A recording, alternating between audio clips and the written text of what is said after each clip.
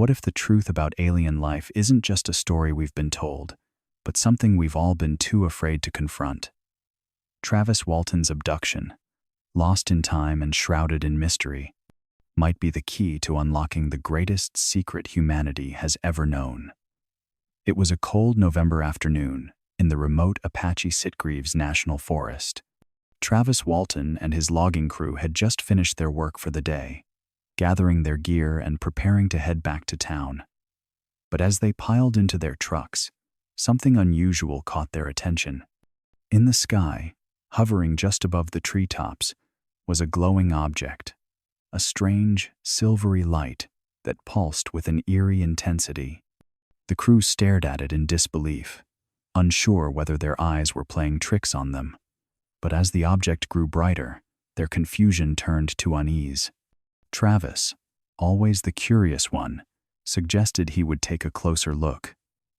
Without hesitation, he stepped away from the truck, making his way toward the object. As he approached the clearing, the light intensified, almost as if it was aware of his presence. The air felt charged with static, and a strange hum seemed to reverberate from the craft. Travis could feel his heart pounding in his chest, yet his curiosity pushed him forward. He walked closer, inching toward the object, captivated by its otherworldly presence. In an instant, the beam shot out a blinding, intense light that struck Travis square in the chest. It was like being hit by a freight train, a jolt of energy that knocked him off his feet. The world spun around him as his body went limp. For a moment, he could hear the frantic cries of his crew, but they faded quickly as the light overwhelmed him. His crew, in a panic, scrambled into their trucks, shouting at each other to leave. Fear gripped them as they saw Travis fall to the ground, completely motionless. They sped off into the forest, abandoning their friend without hesitation. The haunting image of his lifeless body lying in the clearing remained etched in their minds. They didn't look back. Travis's world went dark, and for the first time, he felt a strange weightlessness, as though he was floating. There were no sounds, no movement, just an eerie silence. He couldn't move, couldn't scream. All he knew was the overwhelming sense of being far from everything he had ever known. The seconds stretched into what felt like hours, but then, suddenly, everything went still. The light, the pain, the fear, all of it vanished.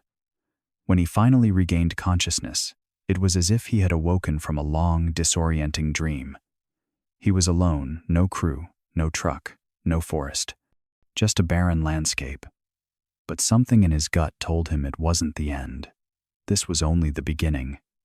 Back in town, the crew's return was nothing short of chaotic. The truck screeched to a halt in front of the local diner, where a group of men were gathered, chatting over coffee and the daily news. They could tell something was wrong the moment the crew arrived, faces pale, eyes wide with disbelief. Mike Rogers, the crew leader, rushed inside, gasping for breath. His words tumbled out, frantic and disjointed.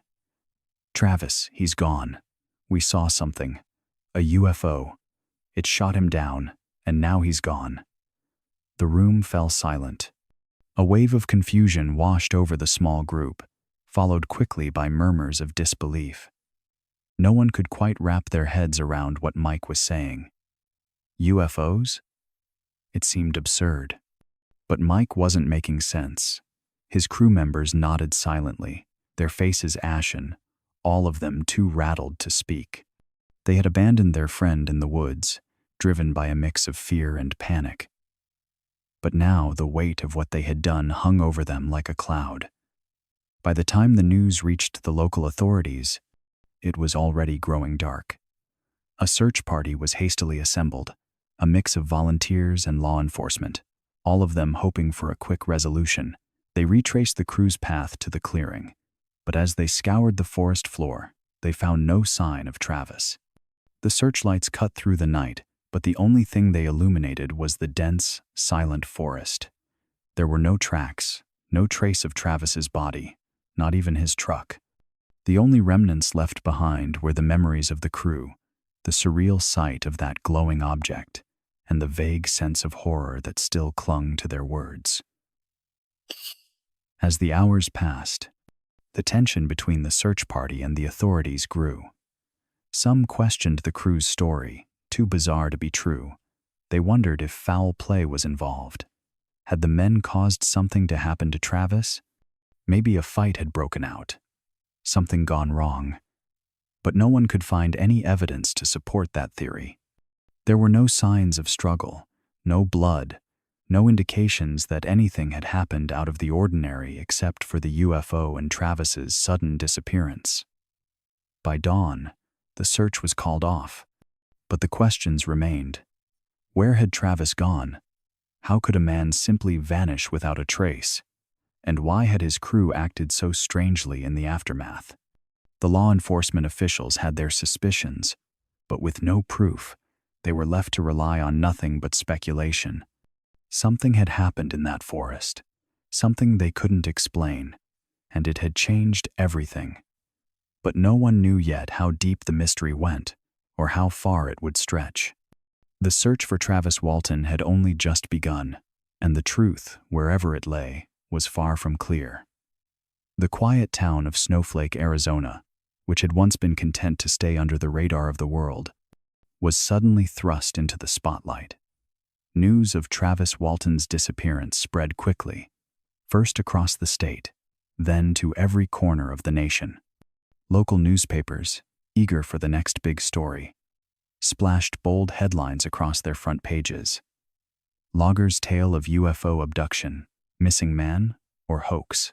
The newsrooms buzzed with activity as reporters packed their bags, eager to travel to Snowflake and get a first-hand account of the strange incident that had captured the attention of people far beyond the small town's borders. Soon, the once peaceful streets of Snowflake were teeming with journalists, camera crews, and curious onlookers. The small businesses along Main Street found themselves overrun with strangers, all searching for answers they had no hope of getting. The phone lines rang non-stop, and television trucks lined up along the town's edges like an uninvited parade, broadcasting the mystery to an audience hungry for drama. Each new report only fueled the fire of speculation, and the theories grew wilder by the hour. Was Travis Walton really taken by aliens? Was it a government cover-up? Could the crew members be hiding something? Every day brought new theories, and the line between fact and fiction began to blur. For Walton's family, this sudden media frenzy was both overwhelming and intrusive. His mother, distraught but determined to find her son, struggled to keep her composure while the cameras followed her every move. His brother, Dwayne Walton, became the center of attention, thrust into a role he never wanted. He found himself at the heart of the investigation, fielding questions from both the press and the authorities. The town, once familiar and safe, had become a stage where the story of Travis's disappearance played out for the entire world. Dwayne's grief, compounded by the weight of suspicion and speculation, grew heavier with each passing day. The Walton family, particularly Dwayne, had always known Travis as a man of integrity and honesty, but now they were forced to defend his character against accusations that came from every direction. Was Travis's story a fabrication? Had the crew made it all up for attention, or perhaps to cover up some darker secret? The questions were relentless. The authorities had no answers, and the media, hungry for drama, jumped at any chance to stir the pot. For the Walton family, every new report felt like a punch to the gut. While the rest of the world seemed consumed by the spectacle of it all, they clung to the hope that somehow, some way, Travis would be found alive. But the longer he stayed missing, the more the speculation grew, and with it, the sense that the truth was slipping further away. Days stretched into a week with no sign of Travis Walton, and the once hopeful search began to give way to fear. As the hours turned into days, the certainty that something sinister had happened overshadowed the town. People whispered behind closed doors, their voices trembling with suspicion. Maybe Walton had run away, fleeing from something that the rest of the world could never understand. Maybe he'd gotten lost or wandered off in a panic after being struck by that blinding beam. But deep down, most feared that the truth was darker, something that couldn't be explained away with reason or logic. The possibility that Walton had been murdered by someone close to him began to settle into the minds of those who had followed the case since the beginning. The authorities felt the pressure to find answers, to give the town some closure, to stop the rumors that were growing by the minute. The investigation intensified, but each lead seemed to fade into nothing. The search parties combed through the forest with a sense of desperation, but the dense woods and the vast landscape offered no clues. Walton had simply vanished into thin air. It wasn't just the townspeople who were growing uneasy. Even the crew members who had witnessed the event were now under suspicion. After all, they were the last ones to see him. The authorities called them in for questioning, and soon they were seated in front of the same lie detector tests that had been used in the past to separate truth from deceit. The first few tests were uneventful. The crew members were calm, confident, even under the intense scrutiny of the examiners. One by one, they passed the tests, their stories holding up under the pressure. But then there was one.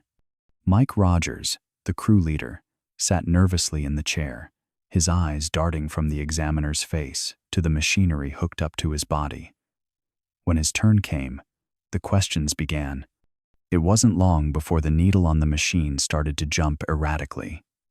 The examiner studied it carefully, and it became clear. Mike's answers didn't match the data. Something was off. His responses were inconsistent, as though he wasn't fully honest, or at the very least, he was hiding something. The suspicion was immediate. Had Mike been involved in something more? Was he lying to cover up an accident, or even worse? The doubt that had already begun to settle in the minds of the investigators was now compounded by his failure to pass the lie detector test. It was the first crack in the story, and the fear that had been growing in the town now found a new target.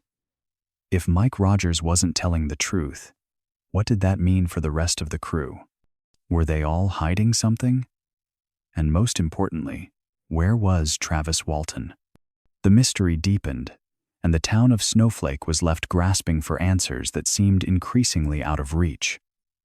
It was the morning of November 11, 5 days after Travis Walton had vanished without a trace, when a discovery was made that would leave the town of Snowflake in a whirlwind of disbelief.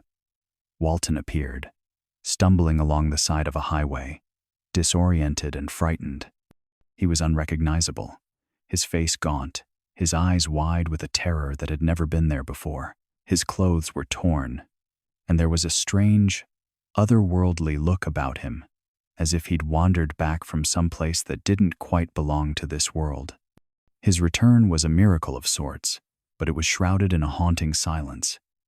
Walton himself couldn't explain where he had been, what had happened to him, or how he had gotten there. When authorities arrived, they could see the confusion on his face as he tried to make sense of his own return. He was examined immediately by doctors, his body showing signs of exhaustion but no physical harm. His health was otherwise normal, but it was the absence of memory that had everyone on edge. Travis had no recollection of the days he'd been gone, no memory of the blinding beam that had struck him down in the forest.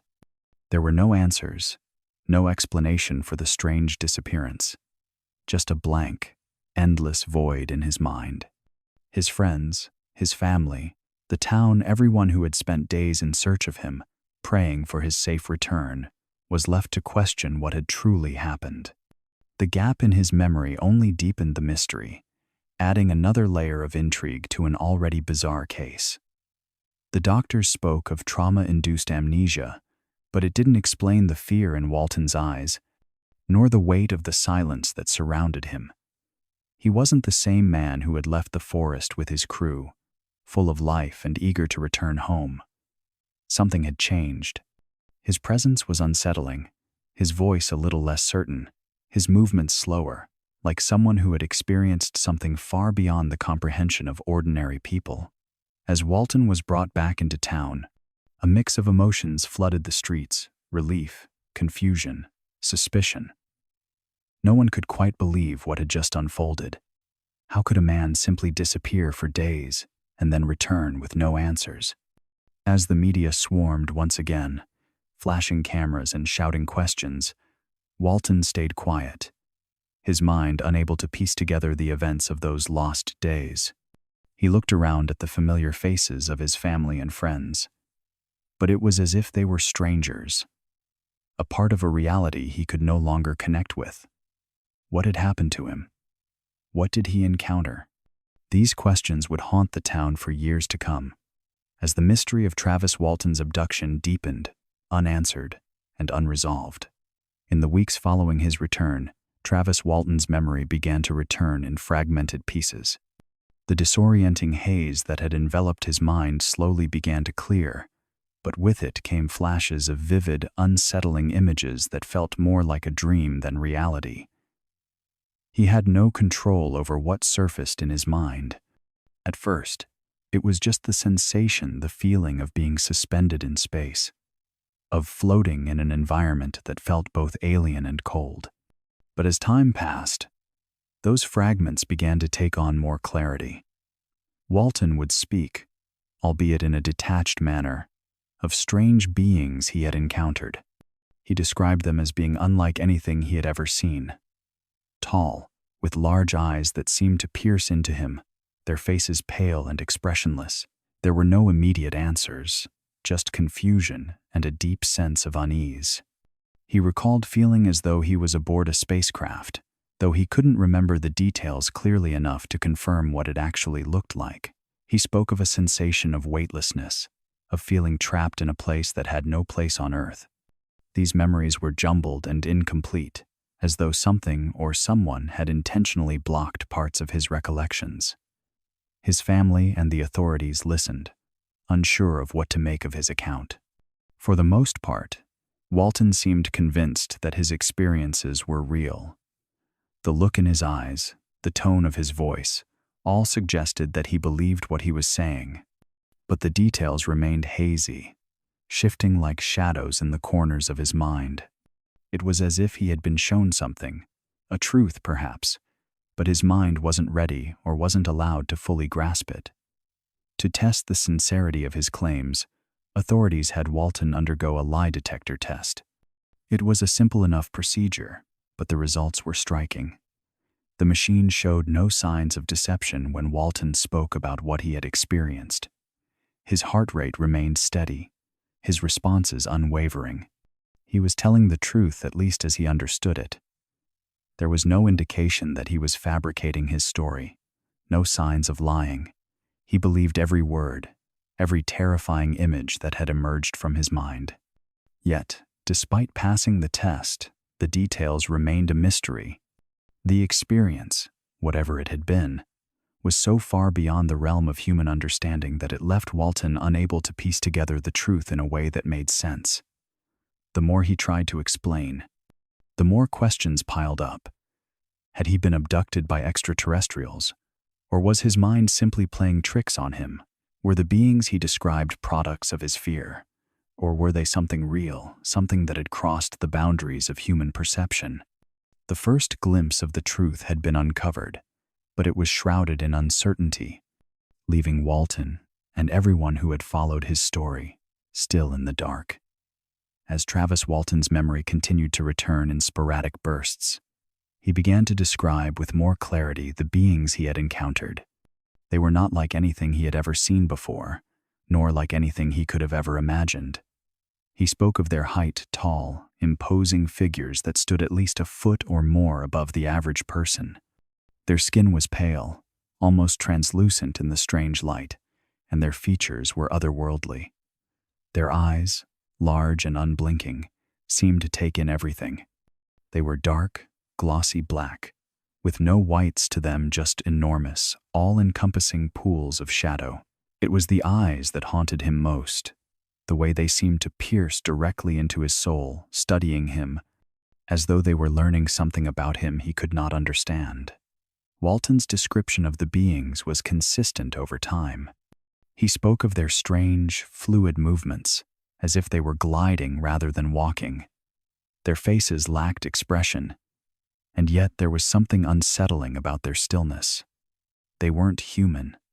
That was clear, and the longer Walton spoke, the more he realized they weren't trying to harm him, though he couldn't shake the feeling of being a specimen under observation. He remembered their bodies being thin, dressed in tight-fitting suits that shimmered, reflecting the faint light in a way that was almost ethereal. There was something about their presence that made him feel insignificant, like he didn't belong on the same plane of existence. The details of the spacecraft he had been aboard were equally vivid.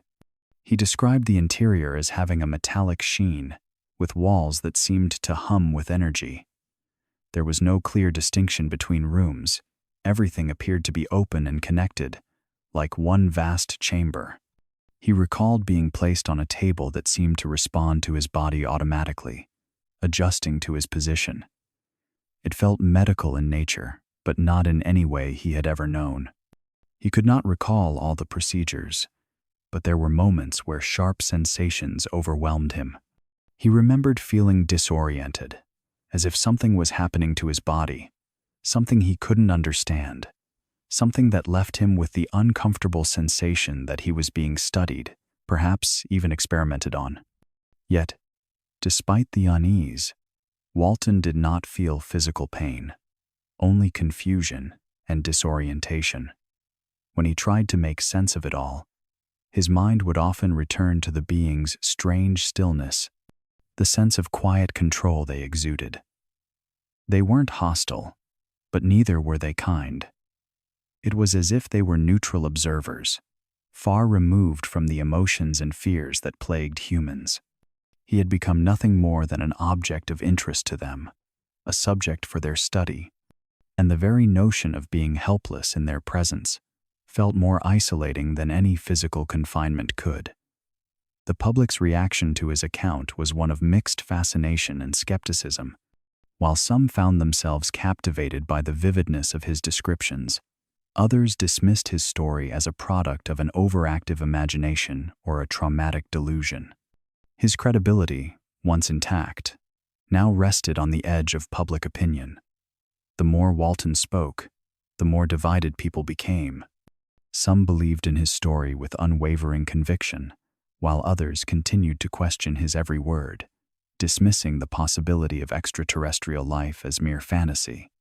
In the end, it was the uncertainty that lingered both within Walton and the public that kept the story alive, a puzzle yet to be solved. The emotional toll on Travis Walton's family was immeasurable. His disappearance had already shaken them to the core, but now, with his return, a new weight pressed down on their hearts, one that didn't come from fear of the unknown, but from the uncertainty of what had happened to him and what it meant for their lives moving forward. His mother, who had never stopped believing he would come back, was overwhelmed with relief at his return, but the changes in Travis were undeniable. He wasn't the same man who had left for the forest just days earlier. The things he spoke of, the way he described his experiences, filled her with both awe and concern. She wanted to believe him, but there was a part of her that couldn't escape the nagging doubt, wondering if it was all some sort of elaborate trick or delusion. His brother, Dwayne, became the emotional anchor for the family. He stood firm in his belief that Travis's story was real, that something extraordinary had happened to him. But even Dwayne found himself grappling with moments of doubt. The media was relentless, bombarding the family with questions and theories that felt invasive and often disrespectful. Was his brother's story a hoax? Was it some sort of attention-seeking stunt? Or was it, as Travis insisted, the truth, the unexplainable reality of an alien abduction? Every time Travis spoke, it seemed like he was either pushing his family members closer to his truth or alienating them further with the bizarre details of his experience. The weight of it all was too much for some to bear. and the friction between believing in Travis and questioning him slowly began to take its toll. Among Travis's friends, the reactions were just as mixed. Some had known him for years, and they couldn't fathom him concocting such a wild story for attention. To them, Travis had always been an honest man, someone who didn't have any reason to lie about something so serious. These were the ones who stood by him, offering unwavering support, trying to shield him from the onslaught of skepticism and ridicule that the public had begun to heap on him. They believed in the sincerity of his words, and for them, there was no question Travis had been taken by something that they couldn't explain. His experience wasn't just a hallucination or the product of stress. They were certain of it. On the other hand, some of Walton's closest friends began to express doubts, especially as the media frenzy grew. The idea of alien life was still something many people could not readily accept, and the notion of Travis's story being real began to strain the credibility of even those who had once believed in his word. Some questioned his memory, wondered if he had misinterpreted what had happened, and others outright suggested that perhaps he was simply seeking fame and recognition. As the days passed, the debate over whether Walton's story was a hoax or the truth deepened. The media, always hungry for a story, only fueled the controversy, and the tension between those who stood by Walton and those who remained skeptical began to split the community. Travis became not only the center of a personal battle for the truth, but also a symbol of the larger, unanswerable questions about the existence of extraterrestrial life. For Walton and his family, the answer remained elusive, and as the public scrutiny grew, they could only wait for the truth to reveal itself, if it ever did. As Travis Walton's story continued to dominate headlines, the skepticism surrounding his claims grew louder. The alien abduction theory, while captivating to many, was met with deep suspicion by others who offered alternative explanations for what had happened to him. Some suggested that Walton's experience was a result of a vivid hallucination, induced by the fear and stress of his disappearance. They argued that being lost in the forest, disoriented and in shock, could have led to a breakdown of his perception, causing him to believe he had been taken by aliens when in reality, he had simply wandered off and become temporarily delirious. The notion of a hoax began to spread as well. Skeptics pointed out that the timing of Walton's return and the way the story unfolded seemed too perfect, too convenient for someone seeking attention. Was it possible, they wondered, that Walton had staged the entire event, concocting a tale of abduction to gain fame or notoriety? The idea that Walton, and possibly even his crew, had orchestrated the entire ordeal seemed far-fetched, but to some, it was an explanation that made more sense than the idea of alien involvement. A more sinister theory also began to circulate, one that suggested Walton had experienced a psychological breakdown. Some speculated that the stress of the dangerous work he had been doing, combined with the long hours and physical exhaustion, could have triggered a severe mental collapse. His time in the forest, in such an isolated and harsh environment, may have led to a dissociative state, where Walton's mind created the alien abduction as a coping mechanism. This theory painted Walton not as a victim of extraterrestrial beings, but as a man whose mind had cracked under pressure, fabricating a bizarre and elaborate story in an attempt to explain his trauma. For some, Walton's memory of the events became the focal point of the debate. The discrepancies in his recollection, the gaps in his story, were scrutinized by critics who questioned his reliability. They suggested that Walton's memory was either compromised by the trauma of the incident or distorted over time.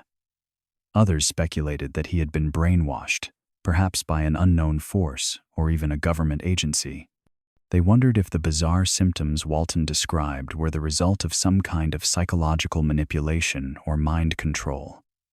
As the theories piled up, each more convoluted than the last, Walton found himself trapped in a world of questions and doubts.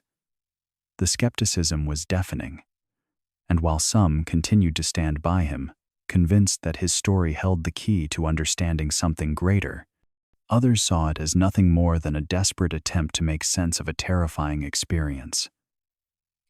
The search for the truth seemed endless, with no clear path forward, and Walton was left to grapple with the weight of both his own memories and the barrage of skepticism that threatened to overshadow everything he had experienced. In 1978, Travis Walton took a bold step in sharing his story with the world, publishing a book titled The Walton Experience, which detailed the harrowing events of his alleged abduction. Written in a straightforward first-person account, the book became an instant sensation. Walton recounted the terrifying encounter with the UFO, his time aboard the spacecraft, and the strange beings he encountered. For those who had believed in his story from the beginning, it was a moment of validation. For the skeptics, it was more fodder for speculation. The book added fuel to the fire, intensifying the debate about the truth of Walton's experience. The attention Walton received from his book quickly transcended the literary world. The media, already captivated by the mystery surrounding him, took notice once again. Soon after, talks of turning his story into a movie began circulating.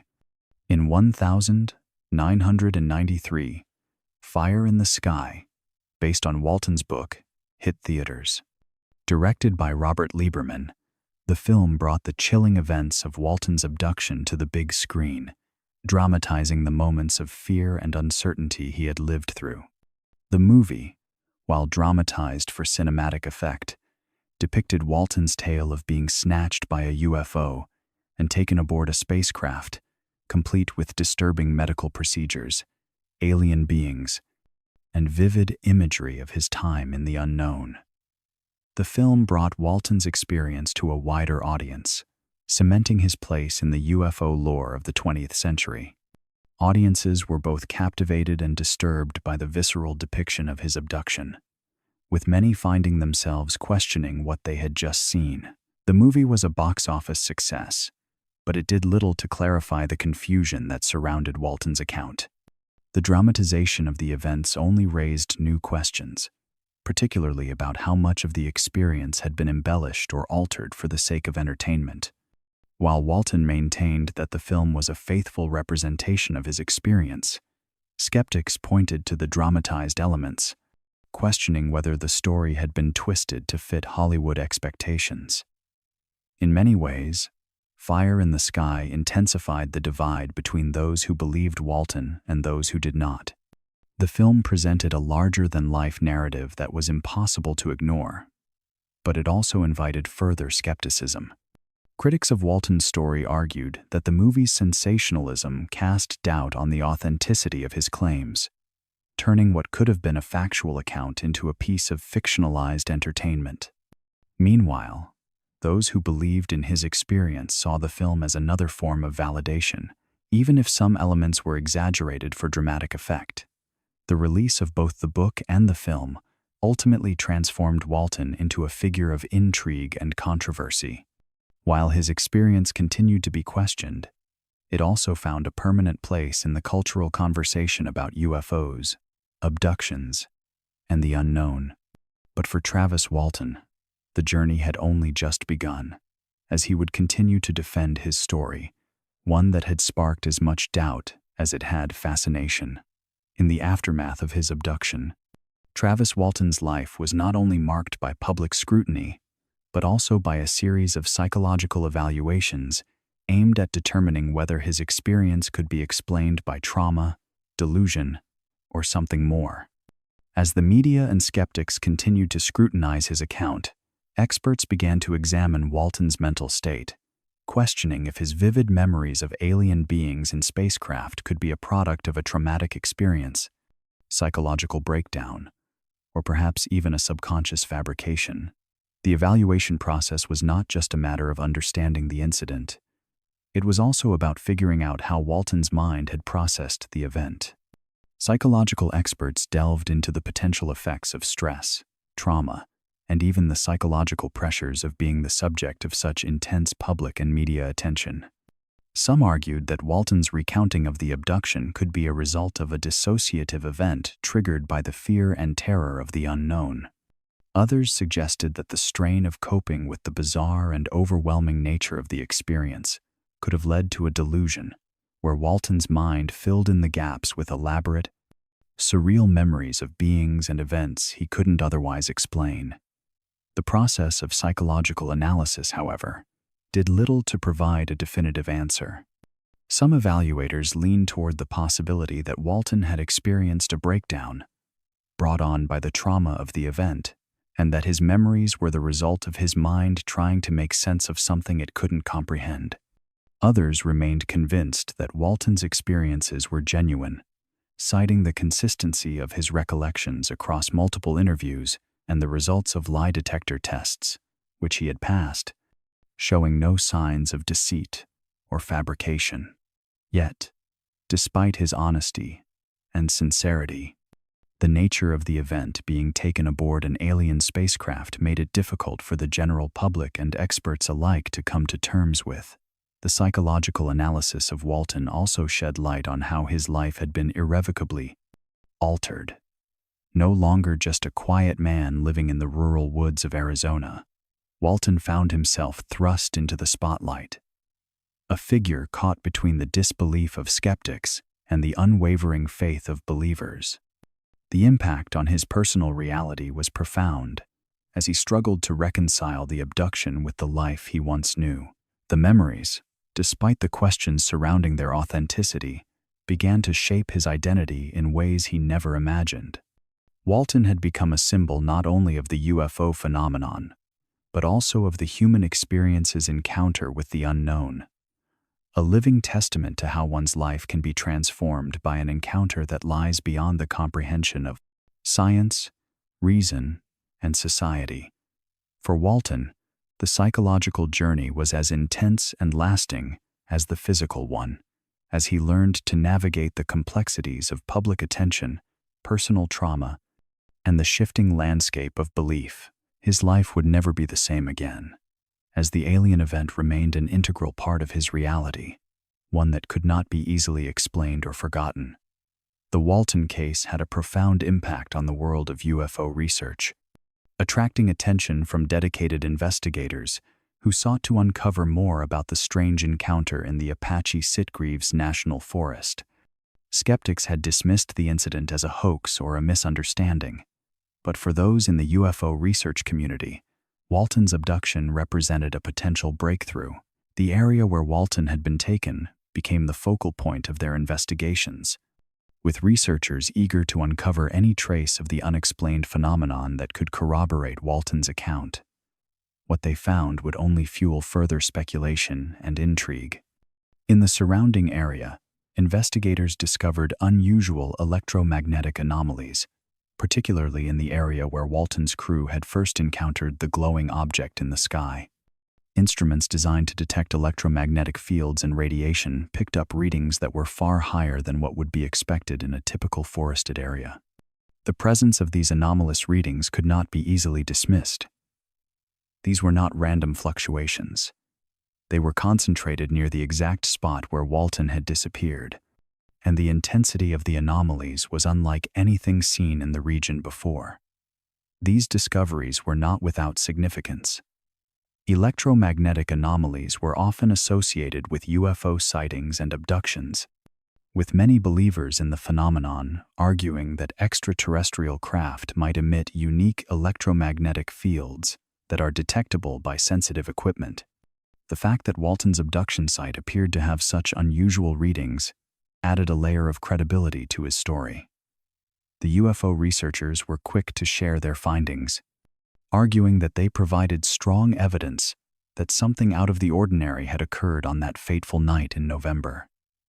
As the results of these investigations circulated, they began to attract the attention of the scientific community, though the response was not universal. While some scientists were intrigued by the possibility that electromagnetic phenomena could be linked to the UFO encounter, many dismissed the findings as inconclusive. They argued that the presence of these anomalies could have natural explanations, such as unusual geological formations or man-made interference from nearby power lines.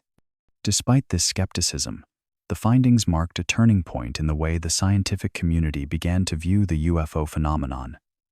UFO researchers, fueled by Walton's case and the strange readings at the site, continued their investigations, broadening their search for similar electromagnetic anomalies across the country. The connection between UFO sightings and electromagnetic disturbances became an increasingly popular area of study. For Walton, the research validated his experience in a way that the public's disbelief never could. The discovery of these anomalies gave him a sense of vindication, proof that his abduction was not just a product of his imagination, but something that could be linked to a larger, unexplained phenomenon.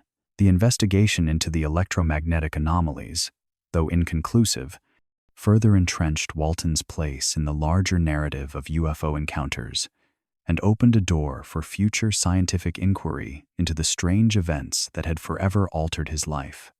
As Travis Walton's story gained national attention, he became an unwilling symbol of the UFO phenomenon.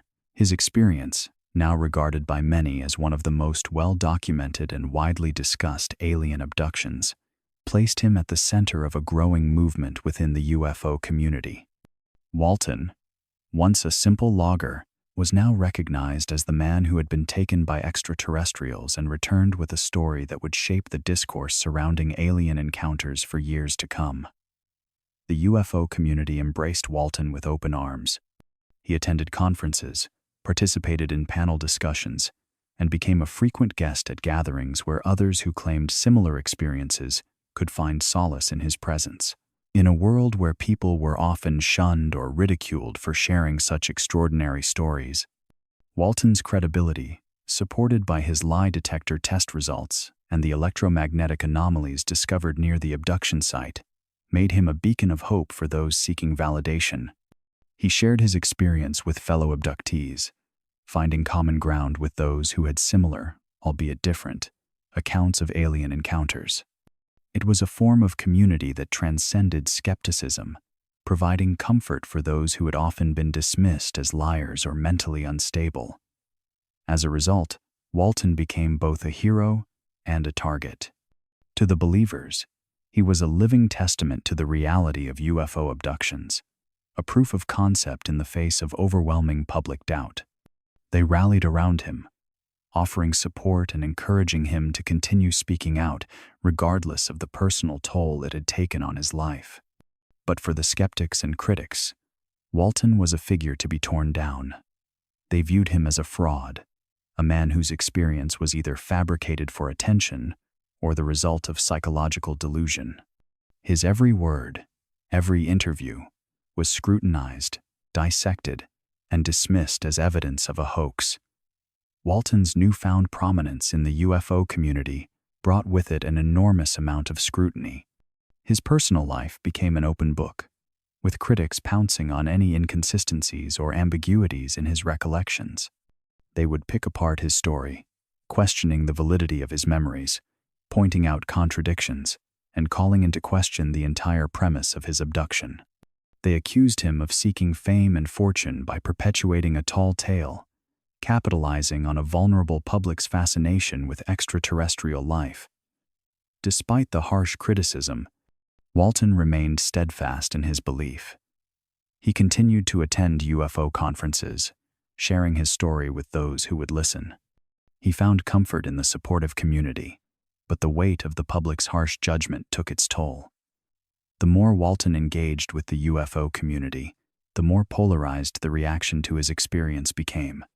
For every supporter, there was a detractor, and as the years went on, Walton found himself entrenched in a battle between belief and skepticism, alien abduction and earthly deception.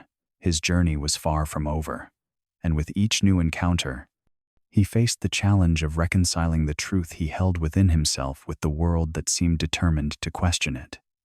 As Travis Walton's story continued to unfold, the attention turned to his crew, the men who had been with him that fateful night in the Apache-Sitgreaves National Forest.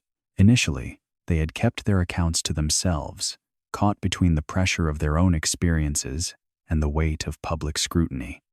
But as Walton's own tale gained traction, some of the crew members began to speak out, each adding their perspective to the growing mystery. The crew's accounts differed from Walton's in significant ways, adding layers of complexity to the already strange narrative. While Walton spoke of being struck by a powerful beam of light and subsequently waking up aboard a spacecraft, the men who were with him shared a more fragmented and less vivid recollection of the events. They had seen the strange, glowing object in the sky, their fear growing as the light grew brighter and more intense. Some claimed to have seen Walton walking toward the object, a decision that, at the time, seemed driven by an overwhelming curiosity rather than caution. When the beam of light struck Walton, the crew's memories became even more muddled. Some remembered hearing Walton scream, others recalling the flash of light before everything went silent. It was as if the event had fractured their minds, leaving them with only partial recollections of the chaos that followed. As the crew spoke out, they too described feelings of confusion and terror. Some believed they had witnessed a physical force, unlike anything they could comprehend, a force that seemed to move through the very air, like something from another world. Others were more skeptical, holding on to the belief that what they had seen could be explained by natural phenomena. Yet, even these men, who had initially resisted the idea of extraterrestrial involvement, could not deny the oddity of the event. The glowing object had behaved in ways that defied explanation, darting across the sky with an agility and speed no known aircraft could match. The conflicting testimonies from Walton and his crew created a swirl of confusion and intrigue. For some, the differences in their accounts only served to validate the authenticity of the experience. It was suggested that each person had perceived the event through their own lens, their own unique set of emotions and mental states. Perhaps Walton's vivid memories of the spacecraft and aliens were a product of his abduction, while the crew's experiences remained clouded by fear and trauma. For others, the inconsistencies cast doubt on the entire story. The differing recollections led some to believe that Walton's abduction could have been an elaborate hoax, with his crew members merely going along with the tale for personal gain or out of fear. As the testimonies poured in, the intrigue surrounding the Walton case grew. The confusion about what had truly happened that night only deepened the mystery, pulling in those who sought answers to the unknown. Was Walton's abduction real? Or had he simply fallen victim to a shared delusion? With each new voice added to the story, the truth seemed just out of reach, a puzzle that defied easy explanation. As the years passed and Walton's story remained entrenched in the public's imagination, the debate surrounding his experience intensified. Experts from various fields began to weigh in, each offering their own take on what had truly occurred that night in the forest. Some suggested that Walton's abduction was the result of psychological factors, a kind of collective delusion brought on by trauma. They argued that the stress of working in such a remote and dangerous environment could have triggered a shared hallucination among Walton and his crew.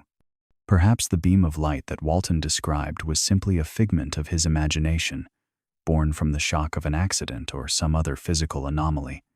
The idea that the human mind could create such vivid and complex memories, even in the face of overwhelming fear, intrigued many in the psychological community. According to these experts, Walton's experience was a projection of his deepest anxieties, compounded by his need for an explanation that transcended the ordinary. On the other hand, some speculated that environmental factors could have played a role in the events. The forest, dense and full of strange electromagnetic activity, might have been a catalyst for the extraordinary events Walton and his crew described. Some believed that the unique conditions in the area, perhaps related to the geology of the land, could have caused optical illusions or induced a kind of shared misperception. As more UFO sightings had been linked to regions with unusual electromagnetic fields, some suggested that Walton's experience was a rare instance of environmental anomalies influencing perception. These theories, though rooted in science, failed to account for the more supernatural aspects of Walton's tale, including his vivid recollections of alien beings and the sensation of being aboard a spacecraft. Then there were the more outlandish theories, ones that caught the attention of conspiracy theorists and skeptics alike. Some experts, particularly those with a deep mistrust of the government, suggested that Walton's abduction may not have been an encounter with extraterrestrials at all, but rather part of a military experiment. They posited that Walton could have been subjected to some kind of secret government test, perhaps involving mind control or advanced technology. The idea that Walton had been part of an elaborate psychological or physical experiment was compelling for those who doubted the existence of aliens. After all, the U.S., the government had a history of conducting covert experiments on its citizens, from the infamous MK-Ultra program to other classified operations. Perhaps Walton had inadvertently wandered into the middle of a covert military project, his experience a byproduct of cutting-edge yet undisclosed technology. Despite these various explanations, Walton himself remained adamant that he had encountered beings from another world. He struggled to reconcile his vivid memories with the rational explanations that were offered to him. To him, the idea of military experiments or psychological phenomena simply did not fit the facts as he understood them. He knew what he had seen, and no amount of scientific speculation could change that. Still, as each new theory emerged, it became clear that the truth of Walton's encounter would remain elusive, a mystery that science and speculation could not fully explain. As Travis Walton's story continued to unfold, the lines between what we traditionally consider alien abduction and the paranormal began to blur. Walton's account, already laden with strange and inexplicable events, took a deeper, more mystical turn. It wasn't just the alien beings or the craft that consumed his thoughts. He began experiencing vivid dreams and unsettling visions that seemed to transcend the boundaries of the physical world. These dreams were not just fleeting fragments of his imagination. They were intricate, vivid, and full of strange symbols and meanings that often felt more significant than mere subconscious flotsam. Walton spoke of a sense of floating between realms, as if his consciousness was detached from his body during his time aboard the UFO. Some of these visions took on an almost otherworldly quality, with faces or beings that did not quite resemble anything from the realm of known life, leaving Walton questioning the nature of what he had truly encountered. The strange dreams were not the only odd experiences Walton had after his return. He began to feel like a part of him had changed, almost as though the time he spent aboard the ship had left an imprint on his soul. He recounted a feeling of knowing things, sometimes even predicting events, as though the experience had somehow awakened dormant faculties within him. It wasn't just physical trauma he had suffered, it felt as though his very perception of reality had shifted. What's more, Walton wasn't the only one who experienced this strange phenomenon. As time passed, his family members and friends began to report bizarre occurrences that seemed to be linked to his abduction. They, too, began to have odd dreams and unusual encounters that seemed too coincidental to ignore. These events ranged from inexplicable noises in their homes to sudden vivid dreams of their own, many of which mirrored Walton's experiences. Some of them even reported a strange pull toward the forest where Walton was taken, a sensation that made them feel like they were being called to a place they couldn't fully understand. These occurrences led some to wonder, was Walton's experience a mere abduction, or did it represent something deeper? Could there be an unseen force behind the encounter, one that connected him not just to extraterrestrial life but to a broader, more paranormal realm? If Walton's experience transcended the typical alien abduction narrative, what did that say about the nature of reality itself? Was his time aboard the UFO a bridge between worlds, or was it a glimpse into a different layer of existence, one that science had yet to explain? The more Walton spoke about the visions and dreams, the more it became clear that his experience could no longer be neatly categorized. His story didn't just fit into the usual UFO abduction narrative. It seemed to be bleeding into a new, unexplained territory, where the paranormal and the extraterrestrial met in ways that defied conventional understanding. Whether he had encountered aliens, spirits, or something else entirely, Walton's tale was quickly becoming something more than just an isolated event. It was a doorway to the mysteries of the unknown. As the years went on, the media frenzy surrounding Travis Walton's abduction only grew louder. The story that had once captivated the nation now found itself thrust under an increasingly intense microscope. Walton had already faced the skepticism of the public, but the media began to take sides, creating a firestorm of both criticism and support. The intensity of the coverage increased, with some outlets running sensationalized headlines, casting doubt on Walton's claims. They painted him as a man desperate for attention, willing to fabricate a story to capitalize on his newfound fame. These voices questioned his credibility, accusing him of being either delusional or opportunistic in an effort to profit from the bizarre experience. For those who were quick to dismiss his narrative, Walton became a symbol of how far a man might go to create a compelling story, even at the cost of truth.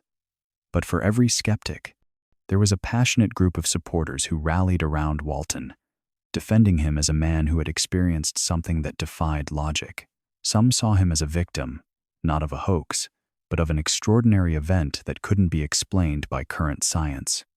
In interviews and documentaries, Walton found himself at the center of a new wave of believers, those who wanted to give him the space to tell his story, free from the cynicism of mainstream media. His supporters pointed to the fact that so many of his crew members had corroborated his tale, even under intense pressure to recant. Walton himself faced the media with a mix of patience and frustration. He knew that his story had divided the nation, but he also knew that he couldn't back down from his truth. He had been through something that, for better or worse, had shaped his life forever, and now it was impossible to simply go back to the life he had before. As he sat for interviews or gave public speeches, Walton faced the hostile reporters with an air of quiet determination. He could feel the judgment in the air, but he refused to let it break him. He wasn't going to let his experience be dismissed because it didn't fit the conventional narrative of what was real or possible. As the debate raged on, it became clear that Walton's case wasn't just about the details of his abduction. It was about a clash of worldviews. Those who believed in extraterrestrial encounters embraced him as a pioneer, a man who had experienced the unknown and lived to tell the tale. On the other side were those who saw the very notion of alien abduction as ridiculous and unprovable, and they saw Walton's insistence on his story as a threat to rational discourse. In the end, Walton's experience became a polarizing event, with the media acting as a battleground for both sides of the debate. Whether they were supportive or skeptical, the public's interest didn't wane. His case was a reminder that some experiences, no matter how inexplicable, would always force us to question our perceptions of reality, leaving the truth to be determined not just by what we know, but by what we are willing to believe. The aftermath of Travis Walton's abduction was a far more complex and silent struggle than most people could ever imagine. While his story had captivated the world, it had also carved deep, unseen scars that would stay with him for years. Walton had been thrust into the public eye, and though many would think that the fame would be a source of pride, it felt more like a burden to him. The alienation he felt wasn't just from the skepticism and hostility he faced in the media. It was a more profound, internal sense of being alone. Those who hadn't experienced what he had simply couldn't understand. And Walton began to withdraw from the very people who once offered him support. It wasn't just the public that seemed to distance themselves, but also his friends and even family, though they never abandoned him entirely. He found it increasingly difficult to connect with anyone who hadn't shared a similar experience. Conversations felt hollow, and small talk felt like a cruel reminder of how separated he was from the life he used to have. His time aboard that UFO, the strange beings, the medical-like procedures, it was all real to him. But it wasn't something most people could relate to. How could he explain the sensation of being aboard a spacecraft, or the inexplicable feeling of isolation as he floated in an alien environment to someone who had never been there? Every attempt to recount his story felt like he was speaking a foreign language, and he began to retreat further into himself. But the emotional toll was not limited to his personal life. The scrutiny Walton faced weighed heavily on his relationships, especially with those closest to him. His family, once supportive, started to bear the brunt of the constant media attention. His brother and parents, who had stood by him, were now pulled into the turmoil, and Walton began to feel the strain of their lives being altered by his ordeal. What had once been a source of shared resolve became a wedge, as Walton struggled with guilt. His sense of isolation was compounded by his inability to shield his loved ones from the glare of the public eye. His interactions with them grew fraught, tinged with an unspoken tension. The psychological effects of his abduction had changed him in ways he couldn't fully articulate. He had become hyper-aware of the world around him, and the attention, though much of it faded over time, had left an indelible mark on his psyche. The intrusive questions, the constant speculations, and the never-ending media circus had given him a heightened sense of paranoia. Walton had trouble trusting anyone outside of his immediate family, as he could never be sure if people were truly there for him or just seeking their own angle for a story. As time passed, Walton began to realize that his life would never be the same. The alien abduction had left him with far more than just memories of an otherworldly encounter. It had planted a seed of doubt in his own existence, making him question everything he once believed about the world, his place in it, and the nature of reality itself. The psychological wounds, though invisible to most, ran deep. He didn't have the answers, he only had the experience, and the emotional toll of living under constant scrutiny weighed heavily on his spirit. Travis Walton's search for clarity regarding his abduction experience led him down a path of intense introspection and uncertainty. As the years went by, he struggled to recall every detail of that night in the forest, the moment when everything changed. In an effort to piece together the fragments of his memory, Walton turned to memory experts, hoping they could help him access the missing pieces. It was an arduous journey that led him into the world of hypnosis and memory recall techniques. He hoped that by unlocking deeper layers of his consciousness, he could finally understand what had truly happened to him. Hypnosis was the most controversial and yet promising option. With the guidance of a trained professional, Walton allowed himself to drift into a trance-like state, hoping it would help unlock his subconscious and lead to the recovery of forgotten memories. The sessions were draining, often leaving him with a sense of vulnerability. Each time he tried to recall the details of his abduction, his mind seemed to fight back, as if some force didn't want him to remember. Yet, as he relaxed into the process, faint images began to surface, memories like fragments of a shattered puzzle. He remembered cold metallic walls, strange figures that hovered near him, their features distorted by a blinding light. There were flashes of medical-like procedures, moments when he felt disconnected from his own body, as though he were floating outside of it. But no matter how many times Walton revisited these memories, they remained elusive, always slipping away before he could grasp them fully. Despite the vividness of the memories that surfaced during hypnosis, a lingering doubt gnawed at Walton. Could these memories be trusted? The science behind recovered memories was still in its infancy, and many psychologists warned of the potential dangers of memory manipulation, especially when hypnosis was involved. Critics argued that suggestions made during hypnosis could easily distort or even create false memories. Walton, deeply conflicted, found himself at the crossroads of belief and skepticism. The details that emerged were compelling, but he couldn't escape the nagging feeling that perhaps they were products of his mind, trying to make sense of an extraordinary event. And so, Walton continued to grapple with the question, were these recovered memories a true reflection of his experience, or were they the result of his subconscious mind filling in the gaps? Every time he shared his story with others, he felt the weight of that uncertainty pressing down on him. His experiences were real to him, no one could take that away, but could he trust his own mind to accurately recall what happened during those missing days? The doubt, while not debilitating, became a constant companion. In the end, the truth remained elusive, and Walton was left with only the fragmented remnants of his memories, each one a piece of the puzzle that never quite fit together. Travis Walton's experience in the forest had left him with more questions than answers, not just about the physical nature of the encounter, but about its deeper significance. The years following his return were marked by a profound sense of disorientation, a growing realization that the event had altered not only his life but his very understanding of the world around him. As the scrutiny of the media faded, Walton turned inward, questioning the spiritual implications of what had happened. Was there a higher purpose to his abduction, or was it simply a random event with no meaning? The more he pondered, the more he realized that the alien encounter had touched something within him, something beyond the realm of logic and science. Feeling the weight of this existential inquiry, Walton sought answers from a variety of sources.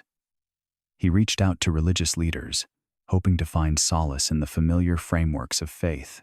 He spoke with spiritual healers, individuals who offered alternative perspectives on the metaphysical and the unknown.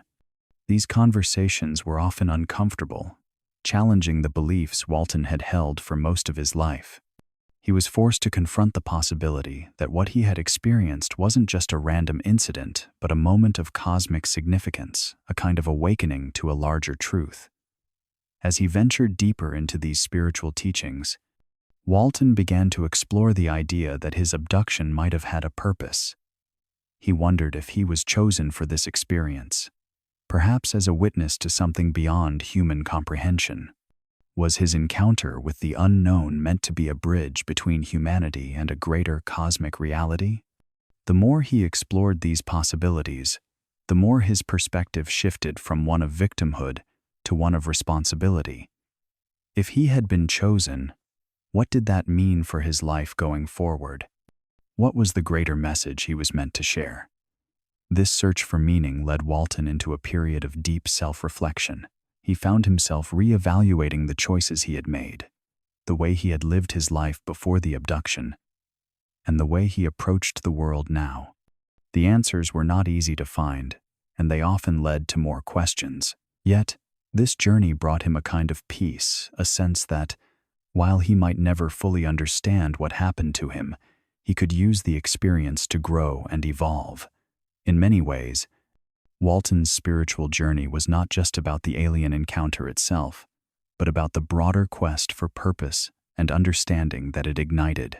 It was a process of transformation, of trying to reconcile the impossible with the sacred. As he moved forward, Walton came to realize that the true value of his experience was not in the answers he might find, but in the questions that kept him seeking a journey that, for better or worse, would shape the rest of his life. As Travis Walton continued to reflect on his experience, new questions began to emerge. Questions that extended far beyond the boundaries of his own abduction. The more he learned about UFO phenomena, the more he couldn't ignore the possibility that there were forces at play that went beyond individual encounters. He began to consider the idea that the government might be hiding something, that the stories of alien encounters weren't isolated incidents but part of a larger, darker truth. Walton's story, with all its media coverage and skepticism, seemed to only scratch the surface of a much deeper and more complex issue. He became increasingly fixated on the thought that there might be a larger conspiracy, one involving not just extraterrestrial life, but military secrecy, cover-ups, and hidden agendas.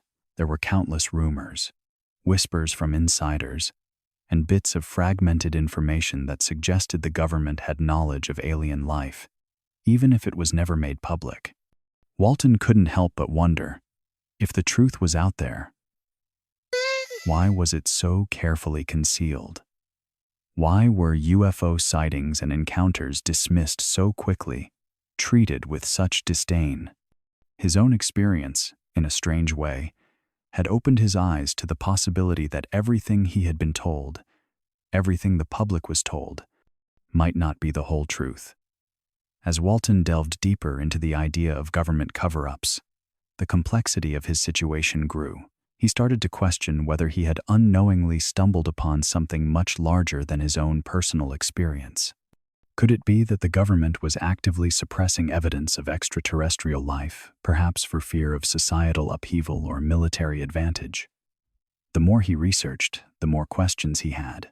Documents were missing, witness testimonies were ignored, and strange inconsistencies in official records seemed to point to a deliberate attempt to hide the truth.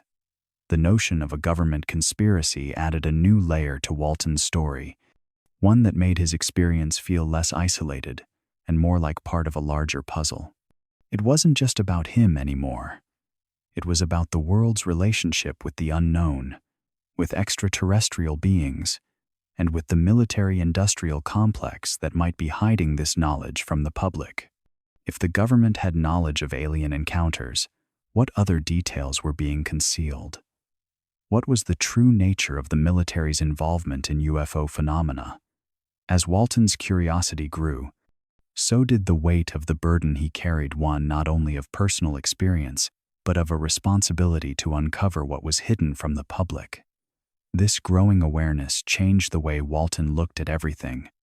It wasn't just about finding answers to his own abduction, but about unraveling a larger, government-led mystery that involved extraterrestrial life, secrecy, and the pursuit of knowledge.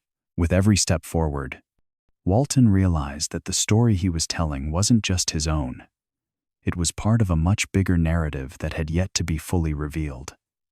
As Travis Walton continued to navigate the aftermath of his own experience, he began to realize something profound. He was not alone. The more he connected with others who had similar stories, the more he understood that his abduction was part of a much larger, global phenomenon. It was as though he had opened a door to a secret world, where people from every corner of the planet were experiencing the same strange and unexplainable events. The UFO sightings, the abductions, the mysterious encounters, it was all interconnected in ways he hadn't fully grasped before. He started attending conferences, meeting with people who claimed to have had similar experiences. Some were victims of abductions. Others had witnessed strange lights in the sky or unexplained phenomena. These meetings were eye-opening. They weren't just isolated incidents. They were part of a global network of people who had been affected by the same forces. Walton heard firsthand accounts of people who had been taken, examined, and returned with little more than fragmented memories and a sense of unease. It was comforting for him, in some ways, to realize that others had gone through what he had, but it also reinforced the feeling that something larger was at play, something beyond his individual story. Through these connections, Walton's own voice grew louder. He realized that he had become a symbol for the many who had remained silent for years, too afraid or too skeptical to speak out. He started advocating for the victims of abductions, pushing for recognition, understanding, and, most importantly, validation. There was a growing community of UFO experiencers, and Walton quickly became one of its more vocal and passionate members. He believed that the truth about these encounters needed to be brought to light. No longer just a victim of his own ordeal, he felt a sense of responsibility to those who had no platform to share their stories. The global network of UFO experiencers continued to grow.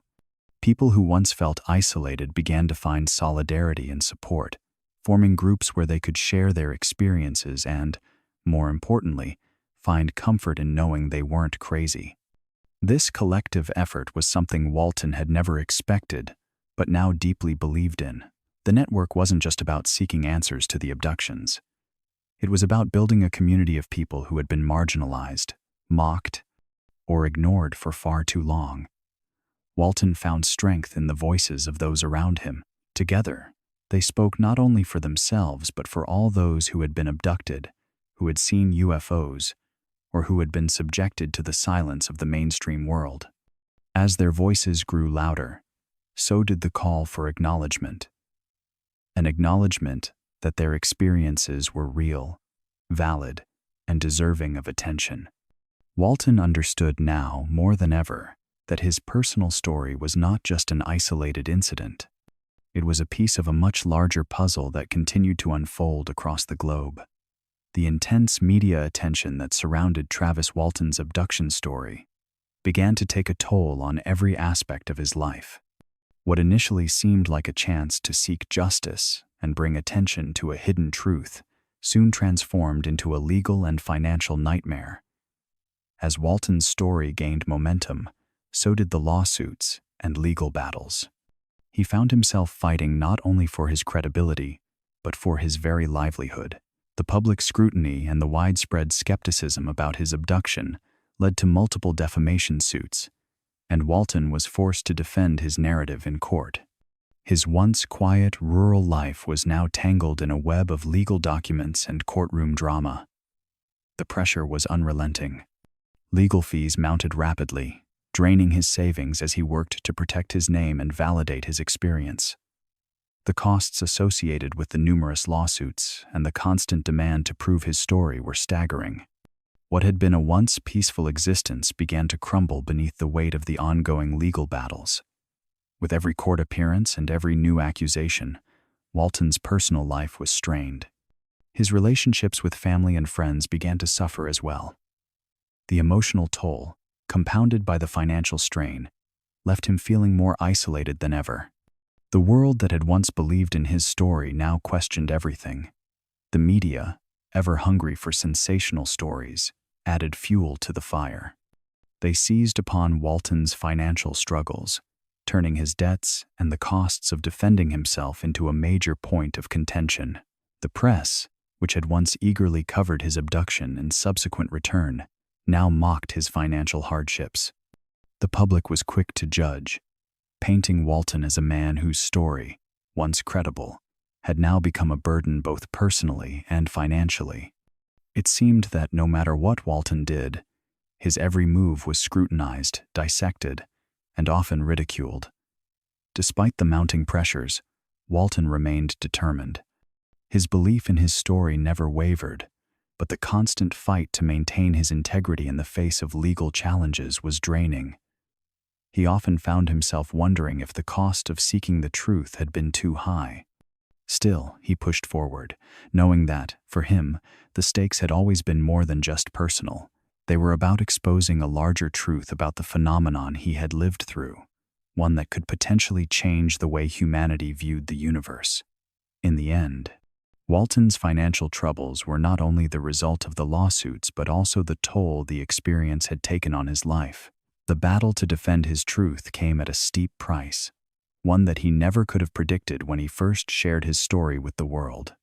The media that had once celebrated his bravery now followed his every financial misstep, turning his fight for recognition into a never-ending struggle. Years after the traumatic event that had forever altered his life, Travis Walton returned to the site of his abduction, this time with a team of researchers in tow. The area that had once been so familiar now held a strange and ominous significance for him. Located deep within the dense woods of the Apache-Sitgreaves National Forest, the place where Walton had first encountered the UFO was as haunting as it was mysterious. He had hoped that by revisiting the location, he might trigger memories he had long buried, perhaps uncovering new details about that night, or discovering something that had been overlooked during previous investigations. Walton, despite the years of public scrutiny and personal hardship, still clung to the hope that the answers he sought lay just beyond the veil of forgetfulness. The memories of the strange, otherworldly beings and the beam of light that had knocked him unconscious were fragmented at best, and he believed that standing in the exact spot where it all happened might serve as a key to unlocking more pieces of the puzzle. With the team of researchers, Equipped with state-of-the-art tools designed to detect anomalies, Walton felt a renewed sense of purpose. They were here not just to collect evidence, but to dig deeper into the question that had tormented him for so long. What truly happened that night? As the group carefully combed through the forest, the sense of unease that Walton had felt so many years ago began to resurface. The familiar crunch of leaves underfoot, the scent of pine in the air, and the eerie silence that enveloped the trees. It all seemed unchanged, yet somehow charged with the weight of what had occurred. Researchers used metal detectors and specialized equipment to search for any physical evidence of the UFO, but nothing significant appeared. They explored the area in a methodical manner, cataloging the terrain and attempting to match it with Walton's vague recollections of the night he was taken. Walton, still troubled by the missing pieces of his memory, it felt a mix of frustration and hope as he walked through the area. His mind replayed the encounter, the beam of light, the figures he had seen aboard the craft, and the overwhelming sense of helplessness that had taken hold of him. He couldn't help but wonder if his mind was intentionally shielding him from the full truth. What if there were details he had yet to confront? What if the answers were hidden, just out of reach, waiting for the right moment to emerge? As the day wore on, Walton remained uncertain. Though the researchers had found no new evidence to support his story, there was an undeniable tension in the air. The site, for Walton, was no longer just a place. It was the site of his transformation, the point where everything in his life had changed. It held an energy that he couldn't explain, one that made him feel both connected to and alienated from the world around him. He left the forest that day still unsure of what had truly happened to him, but with a deepened resolve to continue seeking the truth, no matter how elusive it might be. Over the years, the public perception of Travis Walton's abduction had shifted dramatically. In the early days, he was seen as a curious anomaly. His story, a strange, sensational tale that seemed more fitting for the tabloids than serious discourse. But as time passed, the world began to change. UFO sightings were becoming more frequent, and the idea of extraterrestrial life was no longer relegated to the realm of science fiction. Walton, once a figure of ridicule, was now embraced by those who believed in the possibility of alien encounters. The shift, though gradual, was palpable. For Walton, however, the journey from ridicule to some semblance of acceptance was not without its scars. He had spent decades defending his story, wrestling with the doubt that lingered in the minds of many. Even as the media shifted from mockery to intrigue, Walton still faced the sting of disbelief. Yet, amid the skepticism, there was a growing community of people who reached out to him not as an object of curiosity, but as someone who had experienced something that they too believed in. For every skeptic, there was another who shared Walton's view on the existence of extraterrestrials. And it was this support that began to heal the wounds left by years of public mockery. The road to redemption, however, was a long one. Walton often reflected on the way his life had been altered by the events of that fateful night. He had lost much his reputation, his privacy, and at times, even his sense of self.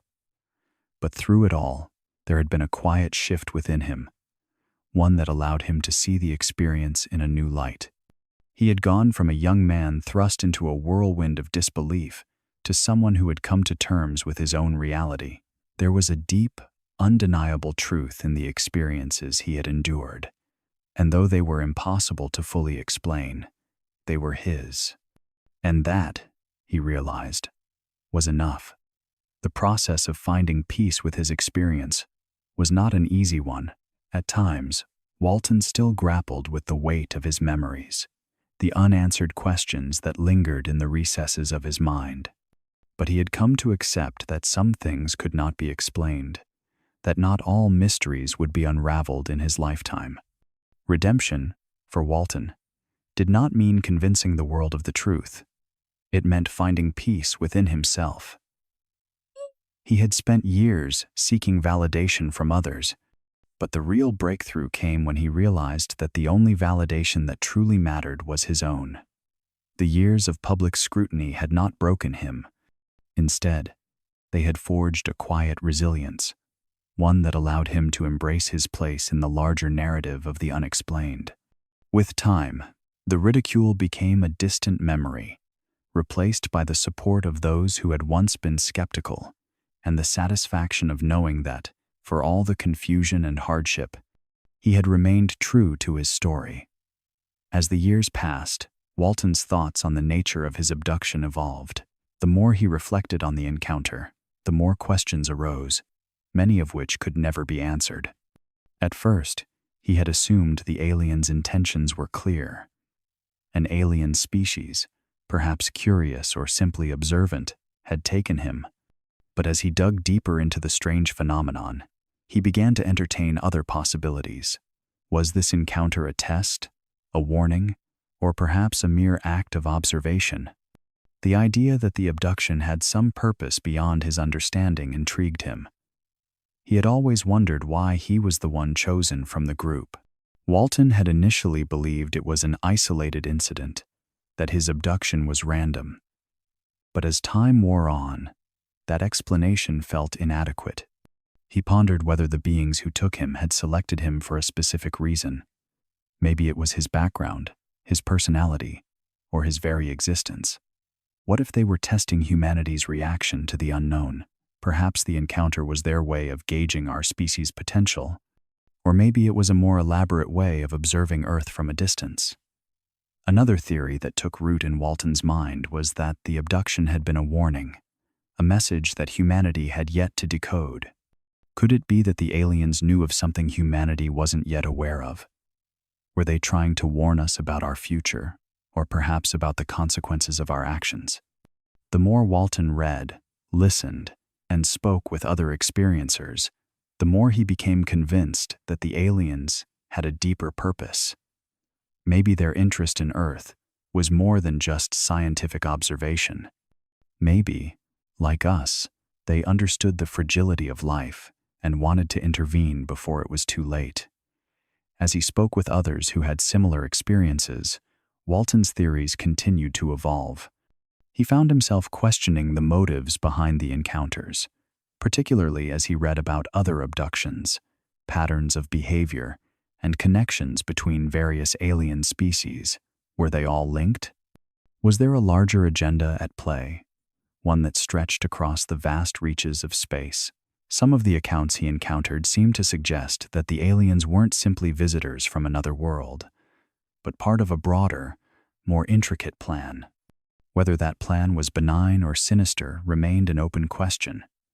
Walton's growing understanding of the phenomenon made him both more open to possibilities and more skeptical of simple explanations. The initial idea that the abduction was a one-time event faded into the background, replaced by a sense that humanity's place in the universe might be more complex than anyone had ever realized. The theories surrounding the alien agenda were not just speculation. They became part of Walton's new worldview. And with each theory, the mystery deepened, leaving him with more questions than answers. Travis Walton had never imagined that his life would be irrevocably altered by an event so strange, so surreal. Before the abduction, he was just another man, living his life, working with his crew, and following the same daily routines that many others did. But after the encounter, nothing was the same. The event had opened his eyes to a reality far beyond what he had ever considered possible. What once seemed like a world governed by the laws of physics and logic now appeared filled with mystery, unanswered questions, and forces that defied understanding. His view of the world, the universe, and humanity had shifted in profound ways. He no longer saw Earth as the center of all existence, nor did he believe humanity to be the sole intelligent life in the vast expanse of space. The more he considered the encounter, the more he became convinced that the universe held secrets beyond human comprehension. He began to see the abduction not just as a bizarre event in his life, but as a portal into a larger, hidden reality that existed alongside the everyday world. It was as though his perception of existence had expanded, pushing him to question everything he had once taken for granted. The transformation was not just intellectual but emotional as well. The isolation Walton had felt during the early days of his ordeal had given way to a newfound sense of purpose. For years, he had struggled with the disbelief and ridicule that followed him wherever he went. People had branded him a liar, a hoaxer, or simply crazy. But through it all, Walton's conviction had remained strong. The experience had happened, and nothing could erase it from his mind or soul. He had seen things no one else had, felt things that defied explanation, and was irrevocably changed by it. Instead of succumbing to the pain of public rejection, he embraced it, finding strength in his story. As the years passed, Walton found a new role for himself, one that he had never anticipated. He became a voice for others who had experienced similar encounters, individuals who felt alone in their understanding of the phenomenon. He spoke at conferences, wrote articles, and participated in interviews, using his platform to shed light on the hidden world of UFOs and abductions. He shared his story with those who had no one else to turn to, offering validation to those who had suffered in silence. Though the experience had been terrifying, Walton began to see it as a calling, a responsibility to speak for the countless others whose voices had been silenced by fear, doubt, and skepticism. In many ways, Walton had become a changed man. The man who once stood in the forest, struck by the unknown, was no longer the same. The journey he had embarked on had led him to a deeper understanding of himself and the world around him. The abduction was no longer just an event. It was a pivotal moment that reshaped his life and his purpose. And through it all, he had found his voice. As time passed, advancements in technology and research gave Walton an opportunity to revisit his experience with a fresh perspective. The world had changed, and with it, the understanding of the unknown. New scientific theories emerged, some of which offered explanations for the bizarre and unexplainable phenomena that had so dramatically altered his life. Walton found himself diving into the wealth of new data, exploring possibilities that he had never considered before. In the years since his abduction, the UFO phenomenon had gone from the fringe of scientific exploration to something more tangible, and Walton, ever the seeker of answers, felt compelled to dig deeper into the unknown. The arrival of new technology allowed for more sophisticated ways to explore the mysteries surrounding UFOs. Advances in imaging technology, radar systems, and data analysis opened up new avenues for discovery. These breakthroughs made Walton's experience seem more relevant than ever, as they suggested that phenomena like his encounter might not be isolated incidents, but part of a larger, more complex puzzle. He couldn't help but wonder if his own experience was a small piece of a much larger picture, one that humanity had yet to fully grasp. While Walton's personal journey remained intertwined with his own memories, he began to explore new scientific theories that could explain what had happened to him. Some researchers proposed that his experience could be linked to deep psychological processes, something beyond traditional mental health issues, more along the lines of unexplained phenomena that connected the mind with alternate realities or dimensions. These theories, which once seemed far-fetched to Walton, began to hold more weight as they intersected with the cutting-edge science of quantum physics, multiverse theories, and the possibility of parallel dimensions. His own story, once a singular event in a remote forest, now seemed to align with broader, more speculative scientific discussions. What fascinated Walton most was how the scientific community slowly began to shift. The same skeptics who once dismissed UFOs and alien encounters as fantasy or delusion were now, in some circles, opening up to the idea that something beyond Earth's understanding might exist. The increasing frequency of UFO sightings, government disclosures of previously classified material, and the rise of scientific inquiry into extraterrestrial life forced the scientific community to reconsider long-standing assumptions. For Walton, It was a bittersweet revelation, as the world he had struggled to be heard in for so long was finally starting to listen. But despite the gradual shift in scientific inquiry, there remained resistance. Some dismissed the new openness as a passing trend, arguing that no real evidence of extraterrestrial life had yet been discovered. For Walton, however, the evolution of these theories and the gradual acceptance of his experience by a larger portion of the scientific community was a small victory in a long, ongoing journey. It was a testament to the idea that the unknown, though vast and elusive, was beginning to be explored in ways that had never been possible before. And for the first time in many years, Walton felt that his story, once dismissed as the ramblings of a lone man, was now part of something much bigger than he could have ever imagined. As time passed, the question of alien life once again became a topic of global debate, sparking conversations in scientific circles, media outlets, and everyday discussions. What had once been a fringe idea, something relegated to the realms of science fiction, was now front and center, especially in light of new discoveries in space exploration. Scientists, astronomers, and even private companies had made strides in reaching deeper into the cosmos. With the advancement of space probes, the discovery of potentially habitable exoplanets, and the renewed interest in Mars, the public's fascination with the idea of extraterrestrial life grew stronger than ever. It was against this backdrop that Walton's story resurfaced, catching the attention of new generations of UFO researchers and enthusiasts. In this new wave of interest, Walton's Abduction became a focal point of discussions on the unexplained. The documentary footage, books, and articles that had been created in the wake of his encounter were now seen through a fresh lens. As technology and research had evolved, Walton, who had once felt like an isolated figure, now found his experience being revisited by people who were not only looking for answers to his story, but also searching for evidence that could lend credibility to the UFO phenomena as a whole. The alien question, which had been long ignored or dismissed, was no longer something to be laughed off.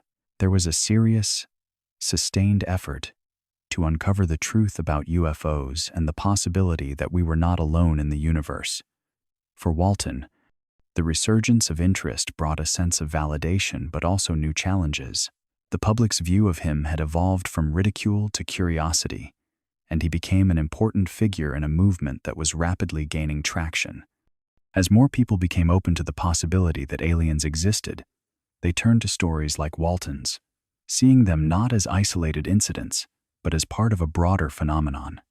It was not just one man's tale of an abduction in a remote forest anymore. It was a piece of a much larger puzzle that was still waiting to be solved. However, with renewed interest came an influx of new questions. With advancements in space exploration and the growing possibility of human missions to Mars and beyond, people started wondering if the answers to Walton's experience might lie in the discoveries of future space missions. What if the aliens he encountered were not just visiting Earth but were monitoring us for a reason? The resurgence of interest in Walton's case became part of the larger public's desire to uncover the truth about extraterrestrial life, one that seemed closer than ever before. For Walton, this new chapter felt like both a culmination of years of struggle and a new beginning in the quest for answers that transcended his own experience. As the alien question resurfaced, it wasn't just his story that was under the microscope. It was humanity's place in a much larger universe. Travis Walton's abduction story, which once divided public opinion, has since become a lasting and integral part of UFO folklore. It stands as one of the most well-known and controversial accounts of alien encounters, shaping the narrative for future generations of both believers and skeptics. As the years passed, Walton's name became synonymous with the phenomenon of alien abduction, and his story served as a touchstone for anyone seeking answers to the unknown. His experience, while personal and extraordinary, resonated with many who found themselves questioning the existence of life beyond Earth. For them, Walton's testimony offered something tangible, a real-life encounter that could no longer be ignored. The enduring nature of Walton's story went beyond academic debate or the occasional UFO enthusiast's conversation. His abduction became a central point of discussion in the ever-expanding world of UFO research, its ripple effects reaching far into the realms of popular culture. Movies, TV shows, books, and documentaries began to reference his case, embedding it within the broader narrative of extraterrestrial life. His experience of being taken aboard a UFO and subjected to mysterious, medical-like procedures was woven into the fabric of many science fiction plots, giving rise to new storytelling techniques that combined elements of suspense, wonder, and fear. Walton's journey into the unknown became a symbol, not just of personal trauma, but of humanity's collective curiosity and our desire to explore the boundaries of the universe. Though skeptics remained, their voices no longer drowned out the conversation. The more time passed, the more Walton's story became less about validation and more about exploring the limits of human experience. His influence extended well beyond the UFO community. In a world fascinated by the unexplained, Walton's case became one of the primary narratives that shaped the larger cultural understanding of alien phenomena. Documentaries and podcasts revisited his story, and filmmakers used it as a touchstone for their own alien abduction narratives. Every time a new UFO-related plotline appeared in a movie or TV show, Walton's name was often mentioned, either directly or indirectly, linking his experience to fictional representations of what might be happening beyond our planet. For Walton, the legacy of his story was a complex mixture of pride, frustration, and acceptance. He had become a reluctant hero in the UFO community, a symbol of survival and truth in the face of intense scrutiny. His role as a spokesperson for those who felt marginalized or ignored by the mainstream grew with every passing year. But it also meant that he would never escape the shadow of his experience. The impact of his story, though, was undeniable. It had left an indelible mark on the culture, pushing the boundaries of what was considered possible and challenging future generations to question what they thought they knew about the universe. Travis Walton often found himself reflecting on the nature of truth, especially in relation to his extraordinary experience. The question of what constitutes truth had never seemed so complicated, yet so intensely personal. His life had become a continuous balancing act between the world that demanded concrete evidence and the world inside his own mind, where his memories, fragmented as they were undeniably real. He had seen the UFO, he had been taken, and the memories of that time, though still blurry, remained lodged in the deepest corners of his consciousness. For him, that truth was undeniable, but as he sat in quiet moments, away from the noise of the media and the skeptical voices, he had to accept that this truth would never be universally acknowledged. There were those who believed him, people who had heard his story and felt the sincerity in his voice, who saw in his eyes the lingering traces of trauma and wonder. For them, Walton's experience was not just a tale, but a revelation of something much larger than individual perception. His abduction was a shared moment, a glimpse into a greater reality that they, too, longed to understand. For these believers, the truth of Walton's story was self-evident. They had their own experiences with the unexplained, or simply trusted in Walton's courage to speak out against a tide of doubt. Yet there were also those who would never believe. No matter the evidence, no matter how much Walton expressed his unwavering conviction, there would always be a shadow of doubt cast over his words. They viewed his story with suspicion, as a fabrication, a psychological anomaly, or, at worst, an elaborate hoax. The sheer weight of disbelief was something Walton had come to terms with over time, though it still stung at moments when he felt the isolation of being misunderstood. In many ways, the clash between the belief and the disbelief became a constant background hum in his life, a reminder that no truth, no matter how powerful or personal, could ever be universally accepted. What remained most profound to Walton, however, was the concept of subjective truth. His experience was woven from his own perceptions, his own senses, and his own mind. And yet, it had become something much larger, something that stretched beyond his personal understanding. It was a truth that defied the rigid structure of logic and entered into the realm of emotion, memory, and spirit. He had learned to embrace the complexity of truth not as an absolute, but as something deeply interconnected with one's own journey and understanding of the world. As he meditated on the years that had passed since that fateful night, Walton realized that his search for truth was not simply about convincing others. It was about finding peace with the story he lived, the one that had defined his path and made him a voice for the countless others who had encountered the unknown. Truth, he had come to understand, was a living thing, something that shifted and evolved, just as he had, in the face of the extraordinary.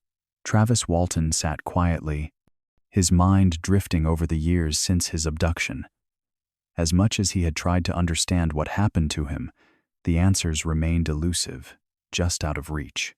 He had pieced together fragments of memory, discussed his experiences with experts, and spent countless hours reflecting on every detail, every moment. Yet, the mystery still clung to him like a shadow, never fully explained, never completely understood. The truth, if there was one, seemed to reside somewhere between what he had experienced and what the world was willing to accept. The more Walton thought about it, the more he realized that the abduction itself might not ever be fully explained. The evidence was incomplete, and the questions were endless. He had learned over time that some mysteries, no matter how compelling, simply don't yield themselves to simple answers. It was a humbling realization, one that had taken years of inner struggle to accept. As much as he longed for definitive proof, he now understood that perhaps some things were never meant to be understood. The world around him had changed. UFO sightings and alien abduction stories continued to capture the public's imagination, but there was no collective agreement on the truth. Every day, new reports surfaced, some as wild as his own, some more grounded in skepticism. The question of whether humanity was truly alone in the universe remained unanswered, and the mystery of extraterrestrial life had not lost its grip on the human psyche. And yet, despite the uncertainty, Walton had come to appreciate the significance of his own experience. His story had become part of a much larger narrative, one that extended beyond his personal encounter. He had become a symbol, not just of the unknown, but of the endless human desire to search for truth. His life had taken an unexpected turn, and though the answers were still out of his grasp, he had learned to embrace the journey itself. In his quieter moments, Walton thought about the possibility that others had experienced similar encounters, those whose stories had not been told, whose truths remained locked inside. The world continued to look to the stars, searching for signs of life beyond Earth, and for the truth that might lie somewhere in the vastness of space. Walton's own journey, while far from over, was part of that greater search, a search that would persist long after his story was forgotten by many. The continuing mystery of his abduction, and the possibility of others like it, remained a part of him. He had learned to live with it, to let the unknown be as it was. Some mysteries, perhaps, were never meant to be solved. And so, as the stars shimmered above, Walton allowed himself the freedom to wonder. The truth might be out there, waiting to be discovered, or perhaps it was always meant to remain a mystery, to inspire those who dared to look up and ask the question, are we alone?